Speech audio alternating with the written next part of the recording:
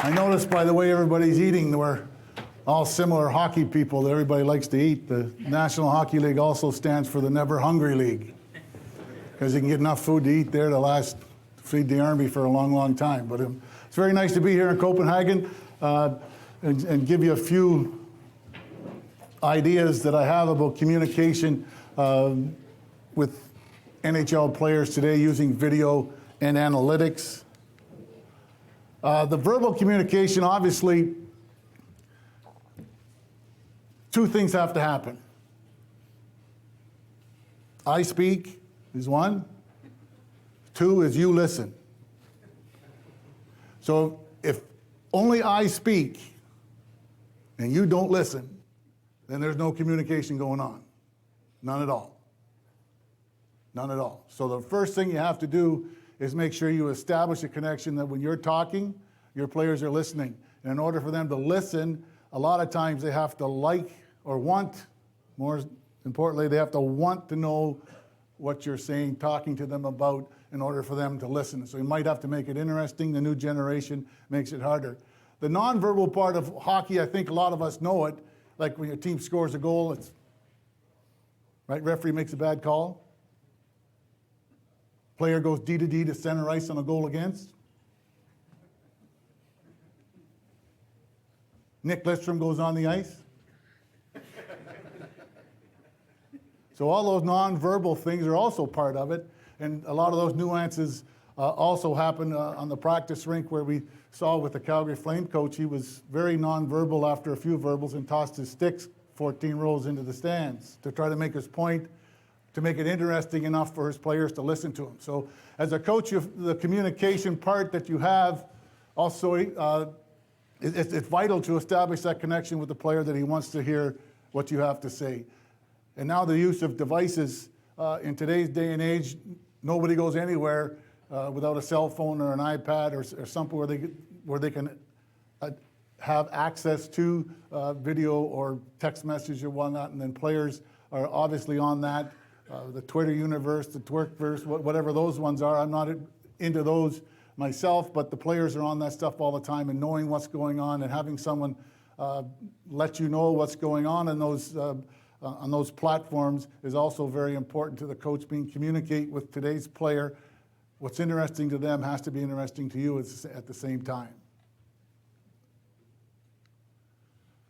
So the job of an NHL head coach is, you got to get your players to play together, and they have to play together well enough, long enough that you win, because the object is to win. It's not just to play. At the National Hockey League level, we're not interested in just going out and playing the game. We're only interested in winning the game. And your team has to be able to play long enough and hard enough to get yourself a chance to win. And the ultimate winning is the Stanley Cup. And the hard thing about that is that it's really hard to do. It's really, really hard to do. You want to know how hard it is to do? You have to win 16 games to win the Stanley Cup. But the only chance you really get to win the Stanley Cup is if you win 3 games in the final. So you only get to really play for the Stanley Cup one time, because you got to win that 4th game. So you got to win 15 games to get one chance. If you do it in game 6, you have another chance at game 7. So the most you can probably get is 3 chances at it, and it's a hard thing to do. Really hard thing to do. In any championship, in any league, is a hard thing to do. Whatever league you guys are in, the number of games you have to play, it's hard to do. And again, you have to communicate to your team, get them to play that you want them, with the way you want them to play, in order for you to expect to have some success. The other people that you have to talk to all the time is your staff. And the staff is more than just the assistant coach and the video coach. Maybe there's 2 assistants, maybe there's 3 assistants. It's the medical staff, the trainers. There's usually a couple of those. There's one medical guy and an assistance guy. Then there's a massage therapist. There's an AT specialist, the equipment manager, the assistant equipment manager, the third manager that drives the truck. All of these guys have to be saying the same thing as you're saying, right? Because the players spend an awful lot of time with those people, way more than they spend with you as a coach. So knowing what those people are doing, and most importantly, knowing what those people are saying If they're saying a different thing than you're saying, then that's poisoning the water, and it's going to lead to dysfunction in the way the game is played. Like if you want them to do one thing, everybody has to be on the same page. Everybody has to say the same things and be telling the players the same thing all the time. So that's a huge responsibility of meeting time and preparation time, is to make sure that all these people know, the doctors and so on and so forth. And there's a plan. You can't keep it to yourself. Right? You're the head coach. You can't keep it to yourself. You have to make sure that everybody knows this plan, as we just said. So that means you've got to spend a lot of time letting everyone know how you're going to play, what your expectations are, setting the ground rules, how are they going to dress, when can they have the biggest one right now is, when does the music go on or off in the locker room, and can I have my cell phone in there? So those are big issues for the coach going forward, and knowing these are all things that you need in your preparation for your team to make sure that they can play the best they can.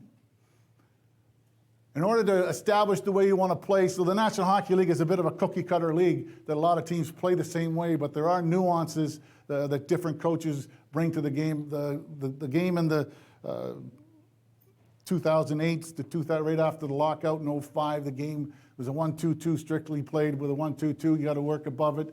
D stayed out.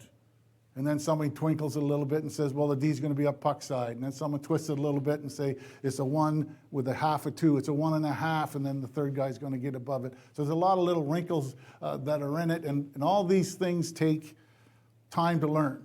They take time to learn. If you're going to play, how are you going to play not only on your forecheck, how are you going to play in the neutral zone with and without the puck? How are you going to play in the defensive zone with and without the puck? Face-offs in all zones, we all know the amount of work that goes into it. These are all things that need to be communicated to the players, so they are going to have the ability to play the way they can. That means a lot of extensive meetings until they get it figured out. And that's the system the coach is going to be playing. You can decide how you want to play it, 2-1-2, 1-2-2, 3-1-2, 1-3-1 in the neutral zone, swarm it in the defensive zone. What's the other one? Back pressure, tracking. Used to just be back checking in my day, which I never did. I had the last guy. But all this, the other part of communication is language. So there's 31 teams in the National Hockey League now, and there's 31 different languages. A lot of them might say, they might call it back pressure in Minnesota, and they call it a track in Detroit. And so there's different terminology for exactly the same thing. And when you get players from different places, or a new coach comes in, new coaching staff comes in, knowing the language that you're going to use is going to be important. And invariably, when you sit down with a coaching staff, when you're brand new, you're putting together the language, and someone is adamant that it should be this. It should, instead of, someone's going to flex out from the front of the net with the defenseman instead of widening out. So what's the difference between puck comes into the middle of the rink, there's a D in front of the net, is he going to widen out on him, or is he going to flex out on him? And we spent in Ottawa, I think we spent 2.5 hours trying to decide if we're going to flex out or we're going to widen out. It's like, well, that's way too long. It's probably going to be way too long. So we're just going to widen out. So as the head coach, you make the decision. Debate is a good thing, but remember, you're making the decisions. You're the one that's in charge of it, so you're going to call it what you want to call it. If you like the way the other guy says it, go ahead and use that language. But then you have to use that language all the time, because you can't confuse the players with one guy saying at one end of the bench, well, you didn't flex out on that, and you're the coach coming down and saying, well, why the hell didn't you widen out in that play? And so the player's looking at you, what am I supposed to do? I don't know what it is. So having the right language and knowing what it is and making sure that you communicate it with everybody is also vitally important to having success. The other thing is taking the time to draw the pictures.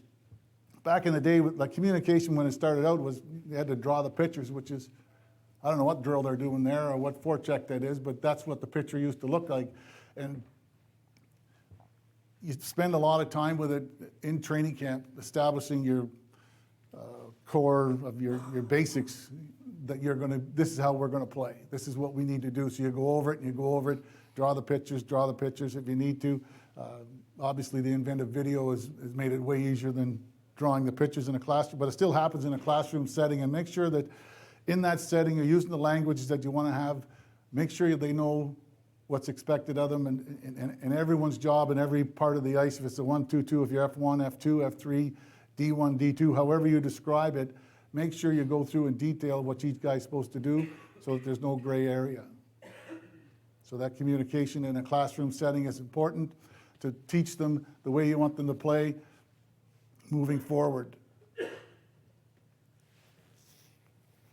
So another big part of the communication part of it is the actual one-on-one conversation that you have with the player. It's vitally important that the player knows that he is, first of all, he's appreciated. Second of all, you know what he can do.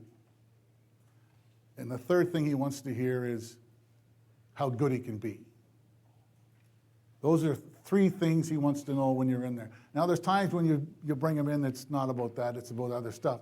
But the most important thing is when you sit down with a player, you have to establish his role. If you think that a player that's coming in is a center iceman, and you say that you're going to be the fourth line center, and you're going to win us face-offs, you're going to be a penalty killer and a shot blocker, and he sit down there and say, the first thing you ask him is, what kind of player are you? Well, I can score. I can score more than you think I can score. I can skate. I can make plays. I can carry a line and add offense. So now you have a little bit of nonverbal communication going on right then, because you'd be a little bit, oh, okay, now what are we going to do? So knowing your player is pretty important. And then so now when that discussion starts. Now it's going to go back and forth a little bit as to what it comes out, and you finally, after multiple meetings, it's going to take is you finally find the player that the guy is. The player agrees, well, okay, maybe I'm not that good. And you say, well, maybe you are a little bit better than maybe I give you credit for. So it goes back and forth. That's with your role players, individual guys. The good guys, they just come in and say, play me 20 minutes, and it usually works out. And they're, for the most part, they're usually right. The problem is the nights that they're not right, they still want to play the 20 minutes. And your job is to make sure you win the game. And the best players have to be on the ice if you're going to win the game. But those conversations with your better players are also so vital that they have to be, if your best players are doing it, it's real easy for the other guys to have to do it. But if your best players aren't doing it, and you're making the other guys do it, then the whole group is looking at you saying, what's up with that? If you're going to have any expectation to win, you all got to be playing the same way and going the same way. There's differences in ice times. There's differences in salaries. There's a lot of differences in the game, but the expectation that each player has to, the jobs that they have to do and the way that they have to play the game, it's important that you're the one setting that standard and you're not allowing it to slip no matter who it is. Doesn't matter who it is. You should have a standard of acceptance that we're not going to tolerate certain types of play or certain type of behavior or whatever, and it doesn't matter who it is. Doesn't matter who it is. But that's hard. That's also hard. I understand that's hard. But it's also something that has to be done, and it's all part of the communication in that one-on-one with your players. It's vitally important for you to understand them, how they play, what their expectation is to play. Give them your expectations for them to say that you're going to be a good player. I see you as this kind of a player. You see yourself as this player. We're going to find a mix of that player and find him. So when the player walks out of there, most of the time he's going to go out and be willing to do what he has to do to make the improvements that you've talked about in doing with him. But that meeting with those players individually, and it takes time. There's 23 guys in your team, and one takes 5 minutes, the other one's going to take 25 minutes, and it takes time to do it. And all of this stuff takes time as a head coach with all the people that you need to sit and talk with. It takes up a lot of your day. Also, when you sit with your players, it's not only about how they play the game of hockey. A lot of it's about life, because a lot of them don't know a lot about life. They're still young men. They're 19, 20, they're in their 20s. They think the world's going to go on forever, and it's always going to be their oyster. And they should be optimistic about it, but there is some harsh realities in the game and in life that they have to go through, and you're going to find times that you're going to deal with girlfriend issues and wife issues and baby issues, alcohol and drug issues, social media issues that come out nowadays. guys licking people on the ice. There's so many things that now the head coach has to deal with it. Now, would you stop doing that, please? Like, we all know you shouldn't do that. But so those are also the things that that players want to hear about and have time with you and talk to you about. But the most important thing I believe that they want to talk about is themselves and their families and what's important to them. You know, my dad was a 20-year Air Force, Royal Canadian Air Force. He was stationed I was born in France because of that. And we've moved to a lot of PMQs, blah, blah, blah. That's my story about players want to be able to tell you that. They want to tell you where they came from. They want to tell you that who they're proud of. I'm proud of my brother, or I'm proud of my dad, or I'm real proud of my mom. So you have to give them, and a lot of times they're not going to do it right away, but that's an important part of them becoming men, but also in them, you building a trust with them and building a communication avenue where it's not just about the game. It's not about the game. The game takes care of itself, and it's a whole separate thing. But these are all young men that are looking for guidance and looking for help to get along with their life. And people gave it to us along the way, so a little bit of it you have to give back. And that's in today's world, especially in the National Hockey League, that's the type of thing that's really important, is that meeting with that player. And again, that takes time. And when I go through all of these communication part of setting up meetings and talking about it, it takes time. You still have a practice to go through. You still got games to go through. And these meetings can take place. Doesn't always have to be in a formal setting where you're sitting in an office across from one another, where as soon as the player comes in and sits down, his back is up. You can already see him sitting forward and his back's forward. He's ready to give you the old, well, I'll tell you, right? I'll tell you. He's expecting you to give him a hard time. Do it at a coffee shop. You can do it on the bus. You can do it in a lot of different ways, depending on what you want to talk about. But as informal as you can make it, the more comfortable the player is going to be with it, and the more you're going to get out of it. But the communication individually with each player can stress how vital that is to your team. That one-on-one talking with the coach, just about life, that could be vital to bringing everything together for your group and have them move forward to accomplish the things that your expectations are and theirs are, because you can bring them all together by doing that. But the biggest responsibility of the head coach, in my opinion, when the game is going on, and because it's still about the game, you got to have the right people on the ice at the right time. You have to. You can't go at the end of the game and get the timesheet and sit down with your coaches, which every team does. Who was good tonight? And they say, Jay Woodcroft was good tonight. And you're the head coach, and you go, oh, I didn't like him very much. Who else liked him? And the other guy likes Jay Woodcroft. So 3 guys liked Jay Woodcroft in the game. You didn't like him. And you look at the sheet, and he only played 10 minutes. And you lose the game and say, well, shit, we should have played Jay Woodcroft more, right? So that's a mistake by a head coach. You didn't play the right guys. You got to have the right guys on the ice. So at the end of the game, when the game is going on, your assistant coach job is you got to communicate with him to say who's playing good, who's got it going, right? You got to know who's playing and who's playing well, and that's when it gets tricky with the guy that come in and says, if you just play me 20 minutes, that's when the communication part gets hard, because you're selling to him, no, you don't got her going tonight, so you're going to play 15, and Jay's going to play take your other 5 minutes, and maybe he's going to bring you to where you want to be. If you win the game, it's all good. But that's the important thing for the coach, is to make sure the right people are on the ice at the right time, because I guarantee you, they know who should have been on the ice and who wasn't on the ice. And they can understand the circumstances, icing the puck over the glass, but if it's directly, you had the wrong guys on the ice, they know. And again, that affects the confidence of the group, that affects the ability for the group to move forward and continue to have success. Line changes, D partners, the worst penalty in the world, too many men on the ice. Why does that happen? Mostly because the coach didn't say who was up. So one other guy goes, the other guy goes. And it gets busy there. It gets busy down the bench. It goes fast, and that happens at sometimes. So knowing who's up, know who's going, those are big things that your assistants help you with to make sure you know who's coming next so you can keep up with the pace of what's happening. And then the in-game adjustments, communicating them. What's the other team doing? You can't, you hear them all, and I've said it lots of times myself, I don't care what they do. We're going to do what we do, which shows confidence. But at the end of the day, if they're doing something that's beating you, you better make an adjustment and communicate what it is, and clear and directly, in a clear, direct fashion. You want to make sure you tell them, no, we can't do this, we're doing this. And give them that communication between periods and let them know, give them the information, give them solutions. You're supposed to provide solutions for the players during the game, between periods, that's going to help them win the game. So know what they are, and don't be roundabout with it, be direct. In between periods, be direct. We're not 1-2-2, we're 2-1-2.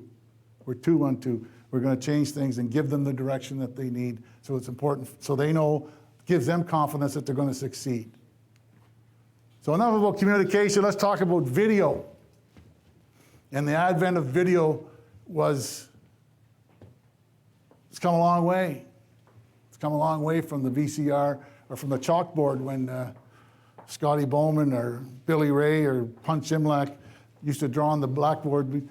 It would be a messy picture. And then the advent of video comes along, and the VHS tape has made it apparently made it easier, because it was a clearer picture. And nowadays, video's everywhere. Like we're probably streaming to at least one other country today, right? So you can find it anywhere. You can find it on your phone. You can find it, like as soon as you get on the bus after the game's over, players are like this, and they're already watching it, right? So video now has come such a long way. When it first came out, first started doing video, I can remember first real heavy video session we had was I played on the Canadian Olympic team in 1980 that was in Lake Placid. In 1979, we were at a training camp in Calgary, and we had a video session. First time I'd ever been in a video session in my life. And Tom Watt was the coach with Claire Drake and Lauren Davis, and they put together this tape that they were going to show us. So they started on the VHS, he said, we're going to start at 91.26. So they went to 91.26. Bzzz. And we played the clip. And can you play it back. And then, okay, now go to clip 52 at 52.66. Bzzz. And by the time they got to the third clip, all throughout the room. But we had to stay awake to go through it. And it took an hour and 15 minutes to get through what they had to do. But they have to run the tape back and forth, back and forth. I remember coaching the Phoenix Coyotes in 1996. And we had 2 VCRs in suitcases, carrying them around. So you get to the hotel, and you had to tell the hotel, we got to take off on the cable TV so I can hook these VCRs up so I can have one deck play the game and then pause, stop, pause, and play on the other, so you could make a smaller tape so you didn't have to go through the buzzing. So every time, no matter, we stayed at the Marriott hotels all the time. I mean, it's like call ahead, tell them to have it off, room 537, make sure that the clip is off so that I can hook this up. Of course, you get there at 1 o'clock in the morning and it's not hooked up. You got to get the guy out of bed, and so it was a mess. It was a little bit hard to do again, but again, it made it better for the players. Right? We carried the VCRs around, dragged them all over the country, but it's made it a better game. Now, it doesn't matter where you go, you have it on the bench. They have iPads on every bench in the league now. They got it on their phone, so it's so much easier to access video now. So it's become such the way to teach. I remember when I first started coaching, the first thing I had to learn was how to draw. So it was neat, right? We go back to that one was you had to draw, which line do you draw first, and then which one do you draw second, and so it doesn't look like it's a jumble. So that was a hard part of the game. Now with the video, you just have to know how to find it and then press play, and away you go. So it's a way simpler process to teach what you want to have with the video being available to you. At the time, video, when it first started, was to show individuals or the team how to play, and also individuals how to play and what they're doing. But a lot of times, when they would say to you, Mac, they'd say, Billy wants to see you, show you something. Yeah, oh no, this isn't going to be good. Because you knew they took a lot of time to find it because they had to go buzz back and forth. And if they're taking the time to buzz around the VCR to bring you in to tell you, this isn't going to be good. So you know when you go in there and you sit down, the best thing you can do is say, yeah, you're right. You're right. Just to speed the whole process up. Say, you're right. I shouldn't do that. You're right. I shouldn't do it. So no debate, no debate. So now, since there's so much video out there, and you bring the player in, you get yeah, but. Yeah, but. Yeah, but. You know, you say, well, why would you be here? Puck goes here. Yeah, but Freddie didn't go there, or Billy didn't do his job. I was here. Yeah, but I was there. So now you get yeah, but, because there's so much of it available. They all know what they're supposed to be, and you get a little bit of yeah, but. Makes it a little bit more fun too, though. But now we can watch them. Like so we're, in getting to it, a lot of the negative connotation went with video when it first came out, because the players felt, oh, here we go, yeah.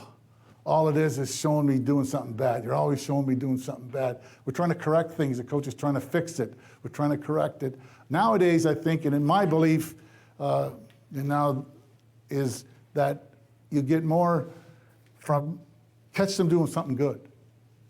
Show them doing something good. Instead of saying, we don't want this, show them what you want. Always show them what you want. Don't show them what you don't want, because you're reinforcing, to me, you're reinforcing a negative. So find the clip, because you're going to be able to find at least 1 or 2 clips of them doing it right? Because you're the coach and you're a good coach. So you're going to find someone on your team does it right. And there's 2 or 3 guys, 2 lines, there's some guys do it right. So show the guys that are doing it right and explain to them, this is what we want. This is what we're looking for. This is what we're looking for. We're looking for this. So that's going to be my approach going forward, is to show them doing something good. Doesn't matter, like penalty killing and power play are different. Those are different things. There's different strategies to those and different timings for those. But for me, on a 5-on-5 game basis, show them what you want. Then you can demand it. Then you, or not only demand, then you can ask for it. And you should be able to expect it, because you showed them what you want over and over and over and over again. You're not showing them doing it bad, showing them doing them right. So catch them doing something right and show them that all the time, and see if that's going to bring you a little bit more success. I hope I get to find out if it's going to work like that. I got a couple of clips here for video. This is more on the power play, since I'm a power play guy. I'm not a penalty killing guy very much. So the use of video for power play has been really, I think it helped grow the game. Like video in general has helped grow the game. It's just made it so much easier to hide. Like you used to see, like if you, back in the day when you played everybody, you might not play the Rangers for another 4 months. So you play against them, and all of a sudden they do something different the next time. And you're like, well, we didn't see that. Like there's no such thing as a pre-scout of what's happening. Now it's like right there. You get every game everywhere, so there's no reason not to, they shouldn't surprise you.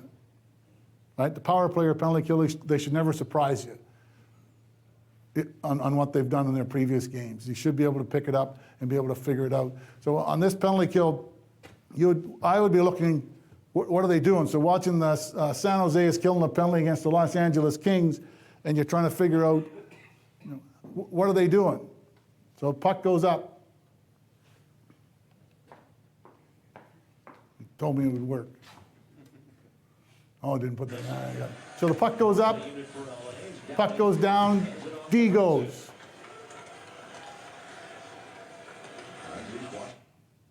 Right, so the puck went up and down. So I would have called that a pressure up. Now I want to play it again, I press this, right? Right? So the guy comes up forward, comes up hard. So this guy came up hard. He's coming up hard here. He's going to there. He's going to there. 3-point pressure, pressure up. So you want to tell your power play, you can't go over, you got to go down, you got to bypass it. You got to bypass that, get it to the bottom, go side to side and stretch them out and look for an opportunity off of that. So Now you got her? That's the pointer, yeah. Thank you. That one's done, right? Here's another one with, this is Toronto on a 5-on-3 against Vancouver. So you want to figure out what are the three Vancouver guys doing. 5-on-3s are critical. You want to make sure you're going to have success with the 5-on-3. So they got two up. Two forwards up when they roll. So then the puck went down. When it goes down into the corner, now they got two down. So when the puck's up at the top, they're going to go two up. When the puck goes down, they're going to go two down. Can you get through here? Can you get through this seam, or can you go through this seam if it's on the other side? You go into the middle. Now the puck goes over. Two. Right? Now they're two up. So you got 3-on-1 at the bottom. And this guy's going, you can call this body parts low, you can call him he's sliding, he's taking away space, whatever you want to call it. But now you know what it is, so he can go back up here for the one-timer. Can you come through here? Can you step up and go across? So these are things that in video, that if they were doing these things back in the day, you'd only find out about it during the game. Now you have it available to you all the time. So your preparation with the use of the video and the computer, not only the VHS, now it comes to a computer, the amount of stuff that you have, it's almost too much. You can almost have way too much. And now with the iPad on the bench, we can, they got those little iPads on the bench. I just started that when I was finishing up in Anaheim.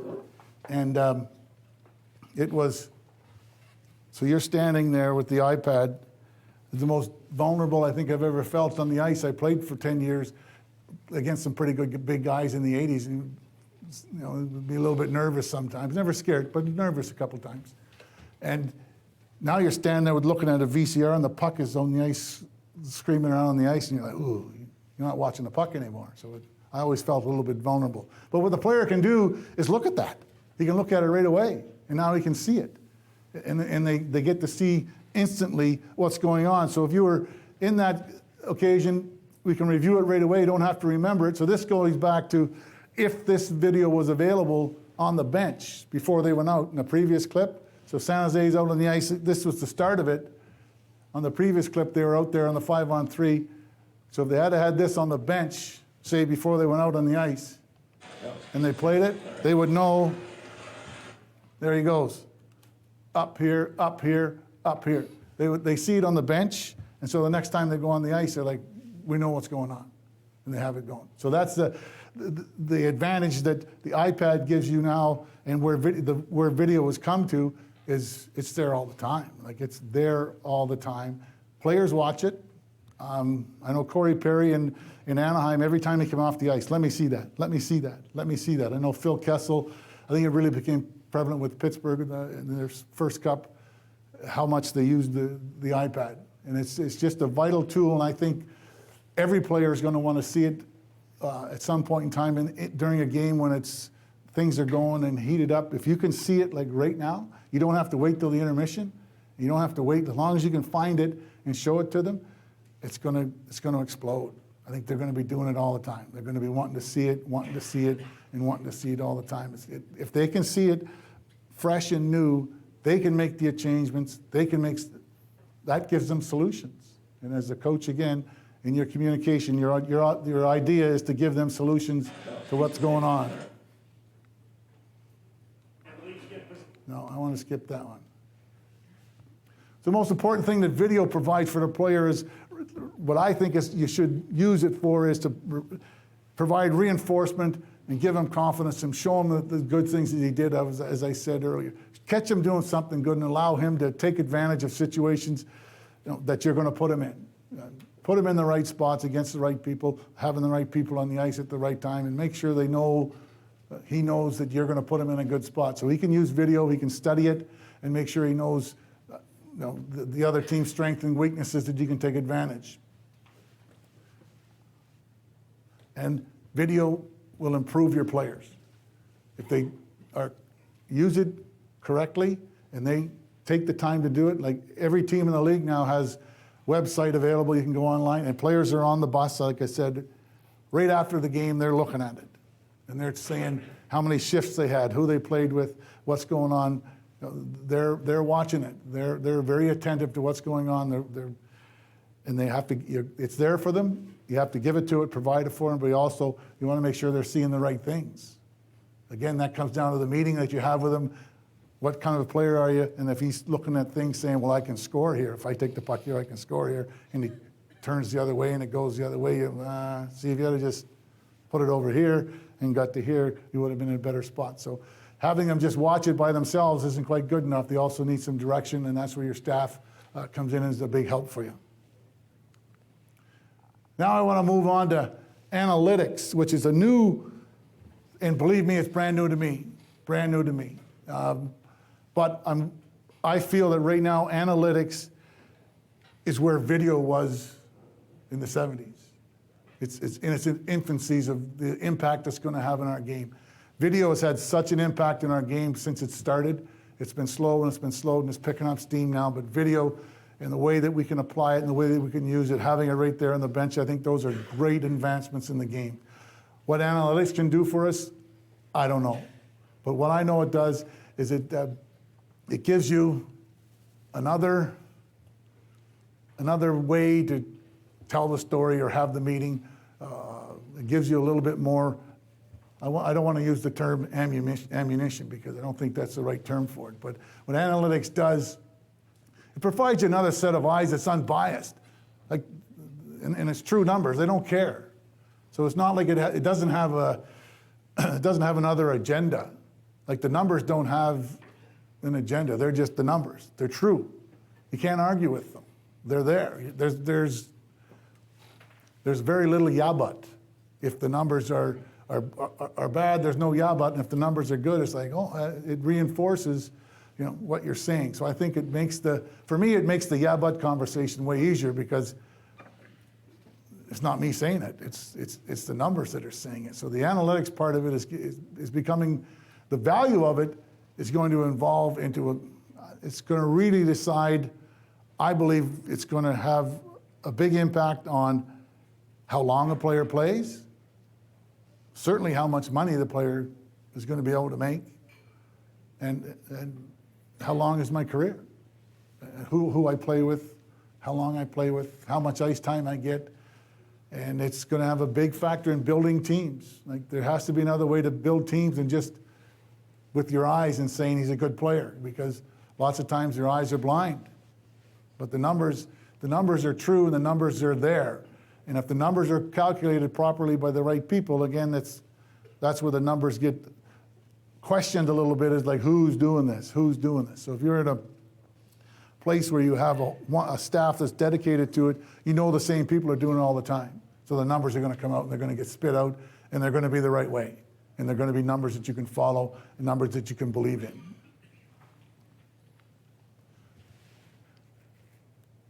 And as I said, it enables you in the conversation to have somebody else in the room when there's no one there. There's nobody there. Like when I talked earlier about the player comes in and he sits down and he's got his back up right away. You just slide that piece of paper across the table and say, "How do you look? What do you think of this?" And he can look at it and go. He can't go, "Yeah, but." I don't think he can. You just say, "They're not very good," or "They're good," whichever they are. So I think it helps the coach in the conversation where there's somebody else in the room without nobody actually being there, and you don't have to defend it. The numbers are the numbers, and the numbers are true. And with today's players, they understand with their access to everything, the numbers, I think that's what they expect. They're expecting those numbers. They're expecting that they know that they're a 57 or a 57.4 or a 52% player. They know. Like, never think for 1 minute they don't know. They know what their numbers are, and they're going to expect to see the right ones.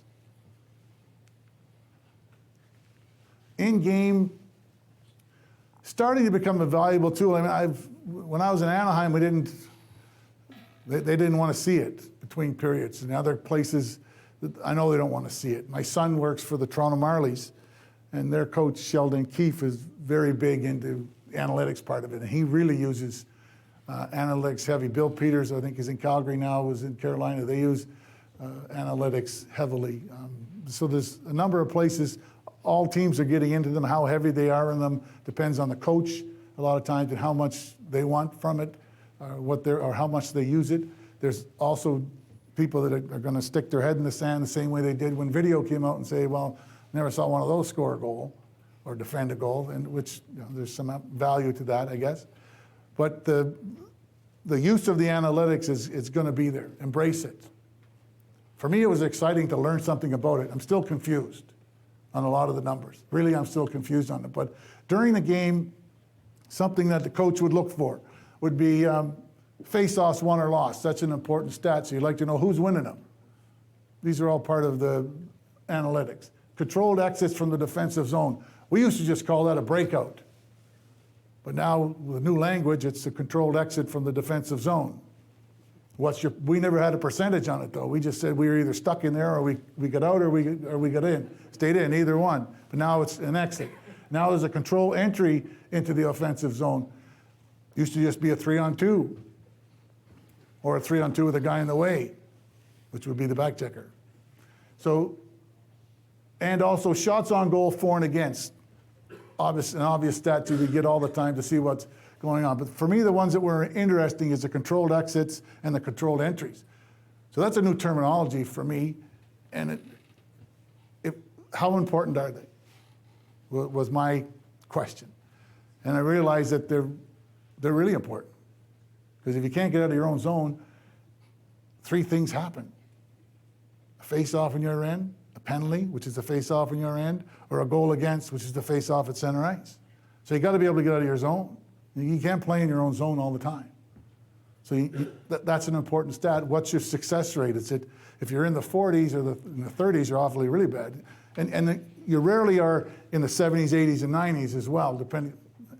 Usually it's in that 50, 55. If you're 52 and 53, that's really good. So the numbers aren't wide. They're pretty close. And the entries, again, if you have successful entry, what's a successful controlled entry into the zone? Control is the word in both of them, is that you're exiting and entering with the puck. You're not necessarily just dumping it out or just dumping it in or rimming it. You're actually controlling the puck with an entry with teammates. So that means that you have numbers. So you have teammates that are close, and you have numbers when you exit your zone and you enter the opposition zone.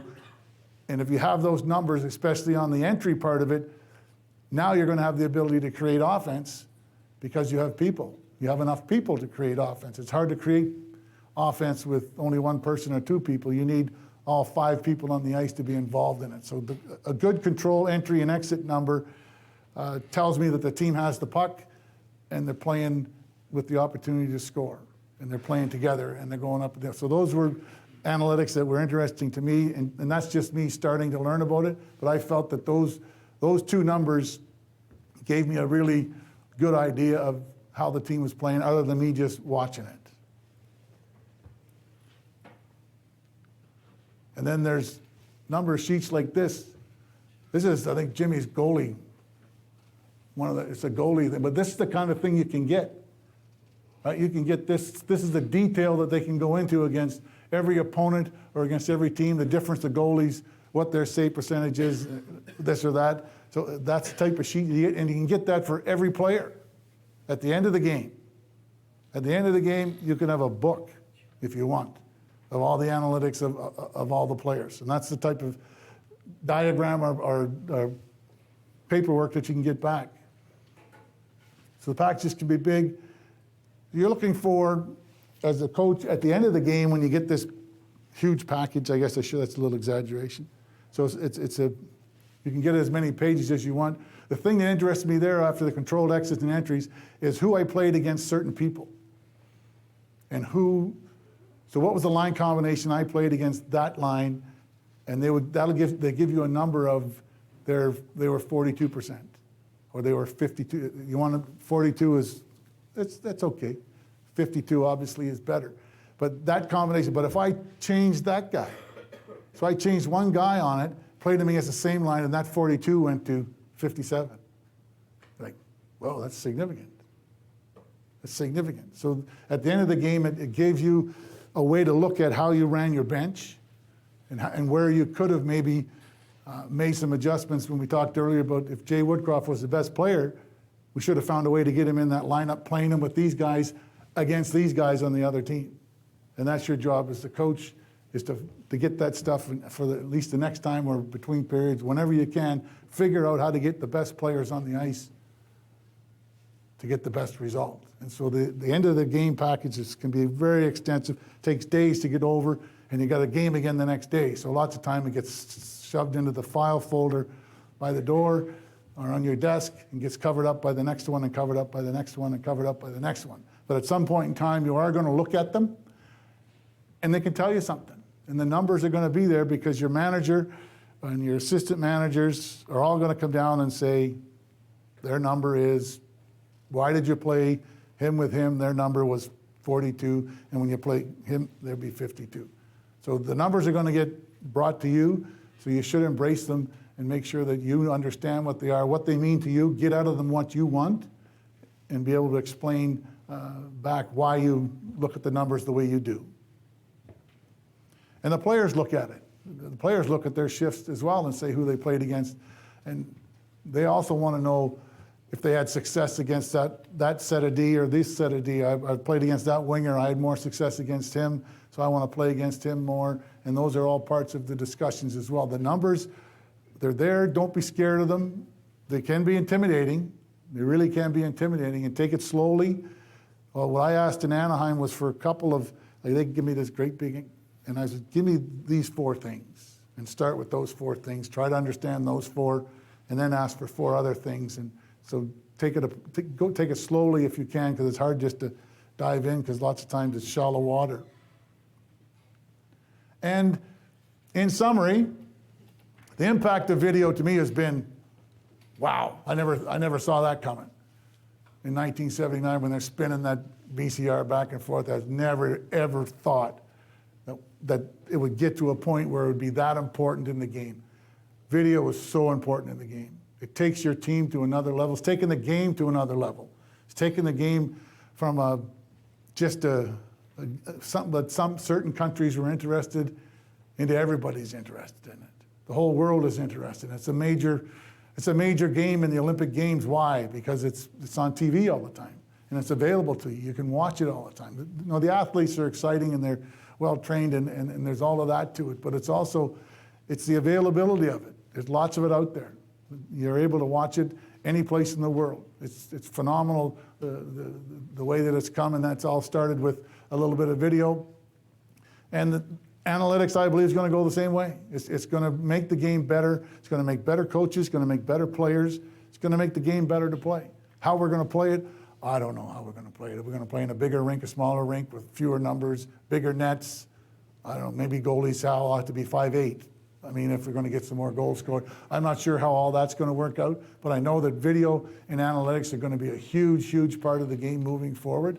And have a lot of operator error in when I'm trying to do things, so I'm also trying to learn that part of it. Learn how to use computers, learn how to use your programs, your XOs, or whatever it is. Embrace the numbers, Catch your players doing something good. Show them all the time, this is what I want. This is what I want. This is what I want. This is what I want. And most importantly, know them. Care about them. Know that they have to know you care about them and who they are, where they came from, who's their hero. Embrace them, embrace change in the game. But most of all, enjoy the game and enjoy teaching the game. Thank you for your time, and keep coaching. Keep coaching.